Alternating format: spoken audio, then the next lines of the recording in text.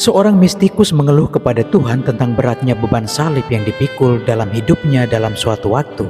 Tuhan membawanya ke sebuah ruangan berisi beberapa salib dan memintanya untuk mencoba memikulnya. Satu persatu dicobanya, yang satu terasa lebih berat, yang lainnya terasa tidak nyaman. Akhirnya tibalah ia pada salib yang terakhir. Salib itu terasa pas dan ia berkata kepada Tuhan, "Aku mau yang ini karena pas untukku."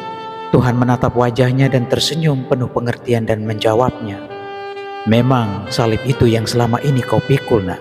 Pesan moral untuk saya dan Anda. Teman-teman, mungkin salib kehidupan yang kita pikul selama ini terasa sangat berat, tapi jangan terus mengeluh tentangnya.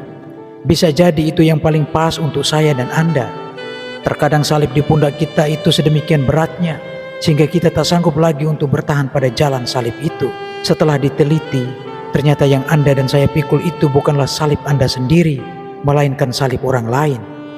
Yang menjadi contoh nyata bahwa Anda saat ini sedang memikul salib orang lain adalah merasa sangat menderita jika melihat orang lain bahagia, atau sebaliknya sangat bahagia bila melihat orang lain menderita. Maka sebagai seorang beriman pada Yesus, lihatlah Yesus menjadi sentral dalam setiap gerak-gerik hidup kita. Apakah Tuhan mengeluh dengan jalan salibnya? Apakah Tuhan menolak untuk memikul salib itu? Inilah tantangan bagi saya dan Anda sebagai pengikut Tuhan Yesus. Kita beriman tapi tidak sekedar ya saya percaya kepada Tuhan, tetapi harus berani memikul salib menuju puncak Golgota. Sebab kita percaya bahwa kemuliaan itu tidak akan pernah terjadi tanpa salib yang berpuncak pada Golgota. Satu hal yang mesti dipupuk dalam hidup kita adalah doa.